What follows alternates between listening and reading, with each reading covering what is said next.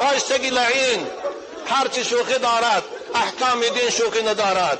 تو خود کافر هستی، ما با تو کار نداریم. آیستگی لعین اما با پیغمبری ما کاردار نشو، به دین ما کاردار نشو، به قرآن ما کاردار نشو.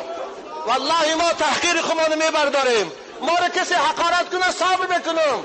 ما مکتوب های آمدگی است که حقارتون کردیان بخواد من صبر دارم، اما در مقابل تحقیر اسلام و قرآن و محمد صبر نمیکنم.